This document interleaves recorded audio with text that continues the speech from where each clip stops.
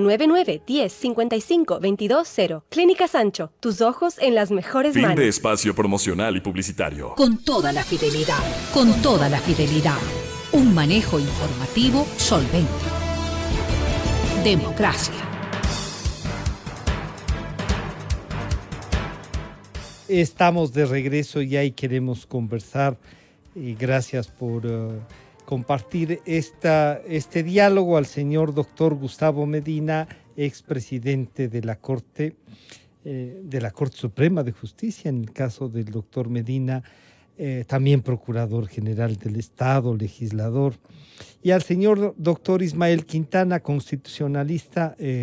Hay nuevos cuestionamientos al Tribunal Contencioso Electoral. El caso Bucaram es uno de ellos.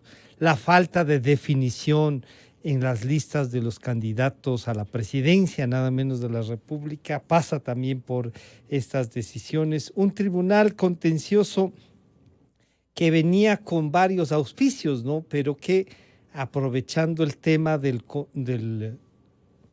Consejo Nacional Electoral, dejan en peores indefiniciones lo que puede pasar.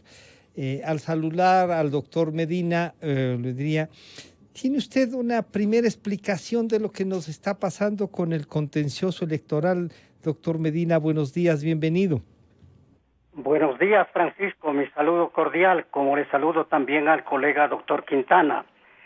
Creo que lo primero que hay que decir es que el populismo tiene como una de sus estrategias el inundar el ordenamiento jurídico con una serie de normas, unas más imprecisas que otras, para dar opción a la discrecionalidad de la autoridad pública y crear una serie de instituciones funcionales a sus propósitos, al propósito del que manda.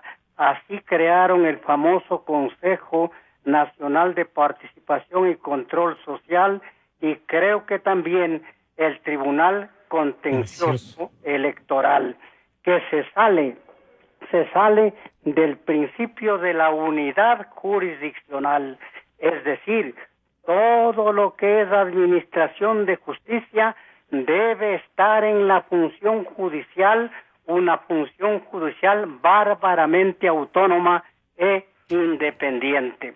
De suerte que lo que hemos visto es una expresión de populismo con decisiones que repugnan a la conciencia jurídica nacional. Señor doctor Quintana, bienvenido, buenos días. Esto que dice nos repugna la conciencia nacional, comentábamos con gente de Riobamba, con el señor doctor Hernán Heredia, me parece, sí, que aquí hay un camino, o sea, Bucaram, Salcedo y Curicama tienen grilletes y a través de eso quieren suspender sus juicios. Pero dicen, oigan, pero es que ellos tienen derecho, pueden, si no tienen sentencia, si no están procesados, no tienen esa limitación. El grillete no es una limitación, más bien parece que es un instrumento de publicidad y propaganda, y ahí tiene autoridades, como nos recuerda el señor doctor Medina, que generaron tal cantidad de legislación para justamente hacer lo que les dio la gana. ¿Puede ser esa la apreciación, doctor Quintana? Bienvenido, buenos días. Buenos días, don Francisco. Un abrazo para usted, un abrazo para el doctor Gustavo y un saludo también a los amigos que nos escuchan en Radio Democracia. Sí, yo le diría que todo parte del andamiaje jurídico que dejó construyendo este amigo que ahora vive en Bélgica, porque nosotros tenemos un código de la democracia bastantes veces reformado, dicho sea de paso, pero que tiene una serie de disposiciones que le entregan ciertas prerrogativas a estos órganos de la función electoral. No sé si me están escuchando. Sí. Estamos escuchando perfectamente. Y de una vez aprovecho entonces lo de la unidad jurisdiccional, sí rompe este código incluso al crear el contencioso electoral. A ver, no, yo, digamos, en eso me aparto un poco de lo que dice el doctor Gustavo Medina. Cierto es que tenemos constitucionalmente consagrado un principio de unidad jurisdiccional que indica que por fuera de los órganos jurisdiccionales de la función judicial, ningún otro órgano puede administrar, puede ejercer esta potestad jurisdiccional, pero es la propia Constitución la que establece las excepciones a esa unidad jurisdiccional. De hecho, este impresentable Tribunal Contencioso Electoral no es la única excepción. Usted tiene otros casos, el caso de la propia Corte Constitucional, por ejemplo, que son órganos que, si bien no integran la función judicial desde el punto de vista constitucional, pero administran justicia porque esa potestad emana de la propia Constitución. Vea, pero más allá de este esquema o de la arquitectura que tiene la Constitución de Montecristi o el Código de la Democracia que le estaba diciendo que entrega ciertas prerrogativas, por ejemplo, a los integrantes de la función electoral, por decirle, inmunidad que la Constitución no les entrega, ¿no? Y esta inmunidad que les da la ley electoral a los miembros del Consejo y a los jueces del Tribunal Contencioso, les da esta especie de patente de corso para que en estos tiempos de proceso electoral hagan lo que se les viene en gana, decidan contra expresas disposiciones jurídicas y que no esas actuaciones arbitrarias, irregulares, no les acarree ninguna consecuencia jurídica. Fíjese usted que nuestro correísta Código de la Democracia permite, por ejemplo, que esta gente obre de la manera en que estamos viendo, por ejemplo, a través de una sentencia, se habilite la candidatura de un procesado, de un expresidente procesado, y que en esas condiciones, por ejemplo, Fiscalía no pueda iniciar proceso penal por prevaricato contra los jueces del Tribunal Contencioso Electoral, porque según el correísmo que hizo el Código de la Democracia vigente desde el año 2009, para usted poder procesar penalmente a un vocal del CNE o del TC requiere autorización de esos propios organismos. Entonces, la arquitectura no es el problema es a quién usted nombra y de la manera en que se están aplicando las reglas electorales y que cada día, digamos, vamos perdiendo, parece, capacidad de asombro para ver este tipo de cosas, ¿no? Porque de aquí vienen otras cosillas que hay que ir comentando, inmunidades de candidatura, que también es el Código de la Democracia, ¿no? Yo quiero entonces pedirle al señor doctor Medina, gente como el doctor Viteri, el doctor Torres que están ahí, uno dice, oigan, pero ¿qué les pasó? Claro, argumentos jurídicos parece que sí tienen y usan, pero un juez debe solamente regirse así, les repugne a determinadas normas y a toda esta estructura montada para que el populismo pueda estar ahí y los con grillete no importa y además suspendan los procesos, doctor Medina. Creo que es necesario sentar como premisa de que las normas jurídicas, sobre todo atinentes a la actividad electoral, deben cumplirse. Y si es que esas normas no se cumplen por parte de los propios operadores de justicia, deberían decir con claridad que aquí hay juego libre, lo cual resulta realmente un absurdo, porque todos los derechos, por fundamentales que sean, siempre tienen sus limitaciones y están regulados. En este momento no se discute propiamente la aplicación de la norma constitucional que limita a quienes tienen sentencia ejecutoriada a participar como candidatos. El tema es el cumplimiento o no cumplimiento de una disposición reglamentaria. Me refiero a aquella procesos dictada, ¿aló? Sí, le escuchamos, doctor Medina. Sí, aquella dictada en el 2012 y ratificada por el actual Consejo Nacional Electoral, en el sentido de que la aceptación de una candidatura debe ser un acto solemne, tan solemne que requiere la presencia personalísima de quien es el precandidato a aceptar la candidatura. Solemnidad que se refiere a lugar, a la presencia del funcionario capacitado para hacerlo. Y eso se trasunta en un acta que tiene que estar firmada por el funcionario electoral que tiene capacidad a hacerlo. Si no existe esa acta firmada o un instrumento público de carácter solemne y fundamental, no pueden fundamentar una decisión en la existencia de una acta que no está firmada por el funcionario electoral. Este es el problema. El problema es el no cumplimiento de una exigencia que ellos mismos, la función electoral, han dictado. No se puede relativizar al grado que lo han hecho una exigencia de un acto jurídico solemne. Doctor. Acto jurídico solemne que se patentiza sobre todo en la firma del funcionario autorizado. Si no hay esa firma, no hay el instrumento público. No hay el instrumento público, y si no hay el instrumento público, mal se puede fundamentar en ese instrumento no existente una decisión. Así están las cosas. Para llegar naturalmente al goce de la inmunidad que dimana del pomposo código de la democracia, pero creo que esa disposición no es aplicable al caso que se ha señalado, porque se refiere a procesamientos y órdenes de detención ocurridas después de la calificación de la candidatura. Después de la calificación de la candidatura. Y lo que conocemos es que hay un juicio penal instaurado antes del proceso electoral. Hay orden de privación de la libertad. La privación domiciliaria es una forma de privación de libertad. Claro. Son anteriores a ese acto, de suerte que no deberían ser considerados jurídicamente estas situaciones para producir la inmunidad que tanto se ansía.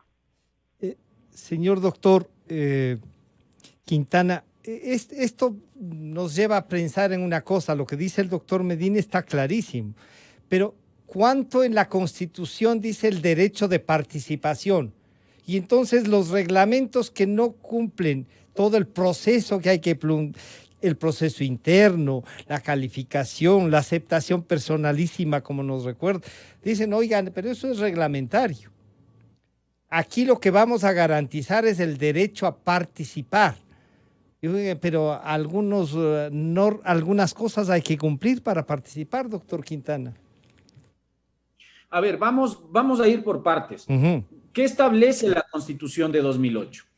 La Constitución de Montecristi, a diferencia de la Constitución de Sangolquí del 98, varía en cierto modo el régimen inhabilitatorio para efectos de la inscripción de una candidatura a cualquiera de las dignidades de elección popular.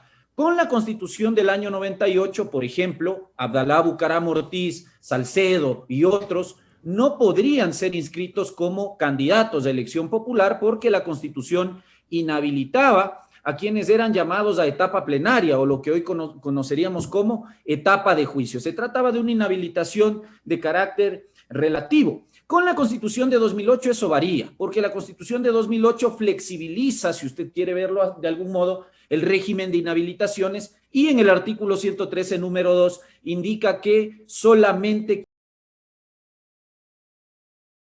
delitos como peculado, cohecho, enriquecimiento ilícito y otros van a estar inhabilitados, es decir, establece la condición de la condena ejecutoriada. Esto porque hubo un argumento inventado en Montecristi, en la Constituyente, de que la inhabilitación del 98 era violatoria del principio de presunción de inocencia. Yo particularmente creo que eso no ocurre, creo que hay que separar los ámbitos de responsabilidad. Entonces, en blanco y negro, Abdalá Bucaram no tiene, que yo sepa, una inhabilitación constitucional para inscribir la candidatura. Lo que tiene Abdalá Bucaram son otros problemas que usted bien anota y que el doctor Gustavo también señalaba. Son incumplimientos de carácter reglamentario y que tienen que ver también con los procesos de democracia interna. Pero mire, don Francisco, al Consejo Electoral y al Tribunal Contencioso Electoral está bastante claro que les importa un pepino las normas relativas a los procesos de democracia interna. Ya lo hicieron con el binomio del correísmo, se las pasaron por encima. Ya lo han hecho con Pérez Guartambel y su binomio que no proviene de democracia interna. En este caso de Bucaram, ¿cuál es el argumento del Tribunal Contencioso Electoral? Indican que como la elección primaria, la elección interna de este movimiento Fuerza Ecuador se ha hecho de manera presencial, yo no sé de dónde han sacado eso de que se hizo de manera presencial, pero dicen que como se hizo de manera presencial, entonces la disposición transitoria segunda y el artículo 9 del reglamento de democracia interna, a juicio de la mayoría de miembros del Tribunal Contencioso, no sería aplicable, no sería exigible, es decir, esta obligación que decía don Gustavo de aceptar la candidatura de modo expreso, indelegable y personalísimo, no sería aplicable si es que la elección primaria se hizo presencial. Ahora, ahí hay una confusión terrible del contencioso electoral, porque el proceso de democracia interna está compuesto de dos elementos. Uno, la elección primaria, pero esa elección primaria que podía ser telemática o presencial tenía que perfeccionarse necesariamente con el acto de aceptación de la candidatura. En el caso de Bucaram, como tiene arresto domiciliario, él no podía realizar el acto de aceptación de la candidatura. Por esa razón es que el Consejo Electoral en primera instancia desestima, rechaza la calificación o la solicitud de inscripción de esa candidatura. Así que ahí me parece bien dudoso el argumento, bien forzado, bien traído de los cabellos de parte de los miembros del Tribunal Contencioso Electoral, que han habilitado en todo caso la candidatura. Ahora, respecto del tema de la inmunidad, porque aquí la crítica que se hace es que a través de este fallo, el Tribunal Contencioso Electoral está permitiendo que un procesado, que no tiene uno, tiene dos, tres o hasta cuatro procesos penales, utilice la candidatura y el proceso electoral para evadir la administración de justicia. ¿Por qué razón? Porque el artículo 108 del Código de la Democracia les entrega a los candidatos una inmunidad electoral desde la calificación de la candidatura hasta la proclamación de resultados. Yo ahí también voy a disentir respetuosamente con don Gustavo, pero en realidad acá no importa si el proceso penal pretende instaurarse de manera previa o posterior a la calificación de la candidatura. La ley electoral no hace esa distinción. De hecho, en casos previos, como el de David Rosero, consejero de Participación Ciudadana, ya se ha aplicado la norma de la inmunidad a procesos penales iniciados previo a la calificación de la candidatura, porque la norma habla de suspensión de los procesos penales y de la reinstauración o el reinicio del proceso una vez proclamado el resultado, si es que el candidato resulta elegido o no elegido, eso es independiente. Pero además, esta gente... Pero se reinicia el proceso. Sí, por supuesto. Por supuesto que se va a reiniciar de modo posterior a la proclamación de los resultados, pero no solo que ellos gozan de esta inconstitucional inmunidad contra procesos penales, insisto, puede ser previo o puede ser posterior a la calificación de la candidatura, eso es indistinto, pero además gozan de una inmunidad respecto de la privación de la libertad. Entonces resulta que ahora el señor Bucaram, gracias a la anuencia del Tribunal Contencioso Electoral, va a salir en libertad, porque además no pueden ser privados de la libertad, y como los procesos penales están suspendidos, usted no le puede dictar medidas. También tiene grillete también por otro caso.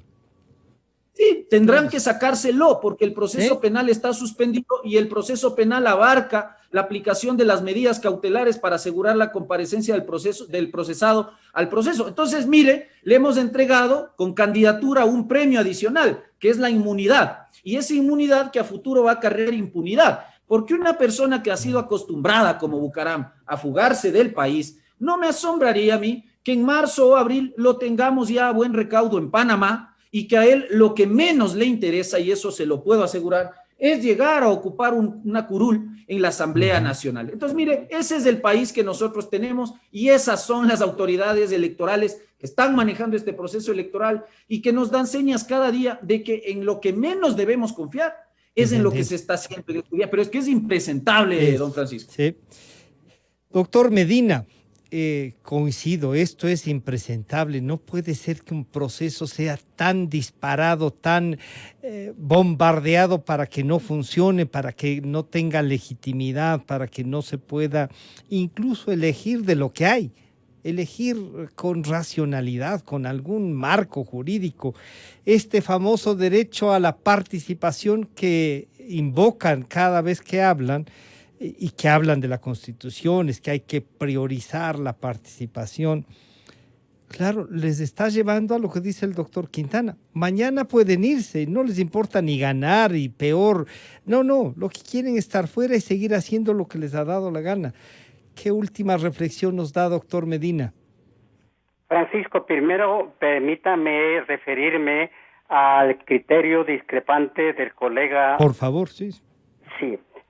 Por lo que recuerdo, el artículo 108 del Código de la Democracia establece que no podrán ser privados de la libertad ni procesados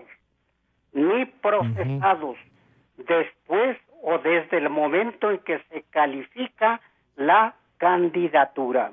Y esa misma disposición señala que podrá activarse, no reactivarse el proceso. Es decir, esta norma no puede afectar un pronunciamiento jurisdiccional hecho con anterioridad al momento de calificación de las candidaturas. A mi juicio, precisamente aplicando esta norma, es que he sostenido que no se puede afectar un pronunciamiento jurisdiccional anterior. Ahora, en lo que toca al tema de la participación, señalé en mi primera intervención que todos los derechos tienen sus limitaciones y las limitaciones están en la propia Constitución unas veces, en las leyes otras y en los reglamentos. De modo que al dictar los reglamentos, el Consejo Nacional Electoral debió debatir precisamente el tema de la participación para no afectarla. Y este Consejo Nacional Electoral, ratificando lo que hicieron en el Consejo que funcionaba en el 2012, estableció que el acto de aceptación de la candidatura debe ser después del proceso electoral interno y debe ser absolutamente solemne. En el caso de las dignidades de carácter nacional, presidente y vicepresidente de la República, asambleístas nacionales y diputados al Parlamento andino, en el Consejo Electoral Nacional en Quito, ante la autoridad designada debidamente, y las dignidades de carácter seccional en las delegaciones provinciales. Se distingue muy claramente el proceso de democracia interna, que es una cosa, y la aceptación de la candidatura, que es otra cosa. Y en hablando de la democracia interna, creo que la pandemia ha permitido que el Consejo Electoral una serie pero menos democracia interna, por lo que que hizo un proceso de democracia interna en debida forma fue la izquierda democrática, cuando tenía que decidir por la candidatura presidencial del doctor Rodrigo Borja y del ingeniero Raúl Vaca, con todas las complicaciones, limitaciones, pero cumpliendo las exigencias. Lo demás es un remedio de participación interna, pero no hay que confundir la democracia interna tal como se ha concebido en los últimos tiempos del acto de aceptación, que son dos cosas absolutamente diferentes, que se producen en momentos diferentes y que son o tienen solemnidades diferentes.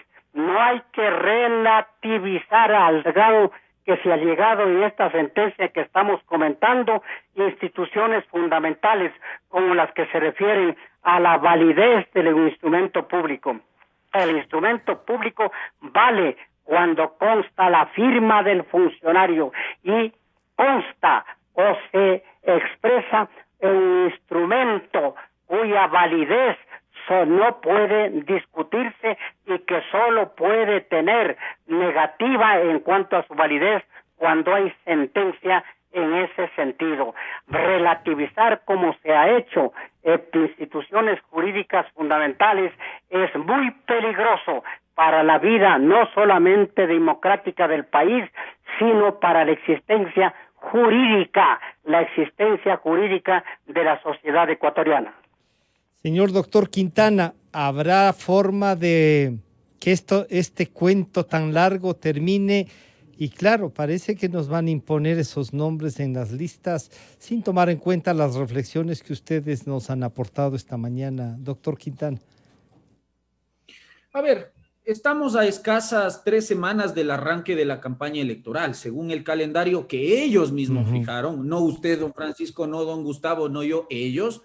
El 31 de diciembre deberíamos tener ya el inicio, empezar con la campaña electoral. Resulta que hoy, déjeme ver qué fecha estamos, a 8 de diciembre, no tenemos papeleta presidencial en firme, candidaturas presidenciales y vicepresidenciales en firme. No tenemos listas de legislaturas en firme. Hay ninguna de sus versiones, niveles, ni nacionales, ni provinciales, ni del exterior, ni nada. Entonces resulta que nos hemos gastado todo este tiempo fruto del tonteo de los órganos electorales. Porque fíjese usted que estas discusiones que estamos teniendo ahora nos habríamos ahorrado si es que, por ejemplo, el Consejo Electoral cumplía con la recomendación del Contralor de hace más de un año de eliminar del registro permanente de organizaciones políticas a 4 movimientos que hoy siguen pujando en el Tribunal Contencioso Electoral por meterse por la ventana en las elecciones. Justicia Social, que querría ir con la candidatura de Álvaro Noboa, vinculado a corrupción, partido político de propiedad del esposo de la señora Pamela Martínez, condenada en sobornos y ex vicepresidente de la Corte Cervecera de Correa. El movimiento Podemos también debía ser eliminado, ha pujado y ha seguido insistiendo por participar.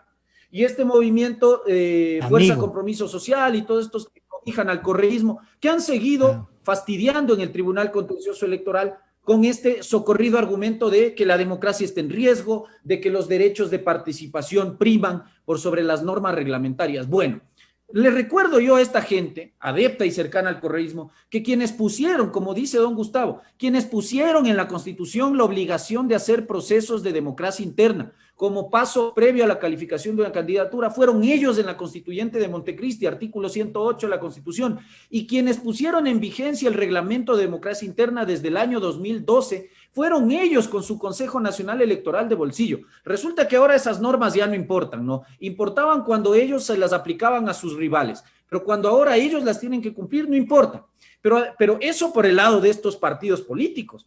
Y ahora viene lo otro, la irresponsabilidad del Consejo Electoral y la arbitrariedad del Tribunal Contencioso Electoral, que se ha dedicado a través de sus sentencias, por ejemplo, a devolver la vida jurídica a estas organizaciones políticas que por orden del Contralor no deberían existir y no tendrían por qué estar participando con candidaturas. Y en medio de eso, un Consejo Nacional Electoral que en unos casos hemos visto obra con una laxitud tremenda, ¿no? Con un afecto muy, muy notorio hacia partidos políticos como Centro Democrático, que auspicia al correísmo, o a Pachacutic, que auspicia al señor Pérez Guartambel, mientras que en el caso, por ejemplo, de Álvaro Noboa, y por favor que no se entienda que yo estoy pretendiendo defender la candidatura de Álvaro Noboa. Esperamos pero que en el no. caso de Álvaro Noboa, no. Yo no defiendo a ningún político, ninguno. Yo defiendo la ley. Esa es mi labor como abogado. Pero me refiero a que en el caso de Álvaro Noboa, que tendría, según la decisión del Tribunal Contencioso Electoral, toda la vía libre para inscribir su candidatura, ahí sí nos ponemos deliciosos, nos ponemos exquisitos, que la democracia interna, que él nunca ingresó el formulario de inscripción de candidatura, es decir, ahí sí rigurosos, ¿no? Rigurosos porque no queremos la participación de cierto político. Entonces, ese tipo de obrar arbitrario del Consejo Electoral es lo que nos está llevando ahora a que probablemente enfrentemos un retraso notorio en el calendario electoral. No tenemos papeletas electorales impresas. Y entre ellos se echan la pelota, ¿no? Porque usted le ve a la señora Tamaín decir, no, pero es que si es que se siguen presentando recursos y el Tribunal Contencioso Electoral nos sigue dando revés tras revés, claro, entonces yo me voy a atrasar en la impresión de papeletas. Y del otro lado, los otros con el argumento de la participación ciudadana y de la participación política y de la democracia, se inventan cualquier cosa con tal de pisotear las reglas. Entonces, mire, esto nos ha llevado a que este proceso electoral tal vez sea uno de los peores procesos electorales organizados en los últimos años. Y en esas condiciones nosotros vamos a ciegas. Así que ahí más bien mi invitación es a que nosotros como electores tengamos la responsabilidad de sentarnos a revisar quiénes son los candidatos, qué nos están ofreciendo, cuáles son sus programas de gobierno, porque solamente nuestro voto es el que va a poder impedir que gente como Bucaram, como Salcedo, como Arauz y compañía quieran llegar a tomarse el poder para hacer lo que ya hicieron 10 años anteriores, ¿no? Concentrar el poder, afectar a la economía, deslegitimar derechos fundamentales, es decir, ya está en nosotros como ciudadanos, de tal manera que en 4 años ojalá no nos estemos quejando de las autoridades que nosotros mismos hemos elegido. Y es que ya el CNE y el TSE son irresponsables al momento de permitir que esta gente participe, nosotros seamos responsables castigándoles con el voto en las urnas e impidiendo que lleguen al poder. Muchísimas gracias al señor doctor Gustavo Medina y al doctor Ismael Quintana por compartir su visión y el análisis. Gracias, doctor Medina, gracias, doctor Quintana. Encantado, Francisco. Un gusto saludarles a los dos. Bueno, hasta aquí estamos llegando. Sí, recordarles y decirles, claro, nos quedamos con esa última parte de los médicos, ¿no? Ese es otro golpe, además de todo lo que ya hemos visto en corrupción. Que los médicos no hayan estado asistiendo y cobrando, por varios motivos. Que otros hayan estado llevando los clientes a sus propios consultorios. Eso tiene que ayudar. Los propios médicos, el colegio, la federación, tienen que ayudarnos. No puede quedar esto así. O sea, ¿a dónde vamos? ¿A dónde vamos, mis estimados amigos? Por ahora, martes 8 de diciembre, estamos terminando. Saludarles a todos y recordarles, como dice nuestro director general Gonzalo Rosero, siempre buscando la verdad. Hasta mañana. Calidad. Innovación. Completamente democracia. Inicio de espacio promocional y publicitario. Despertar.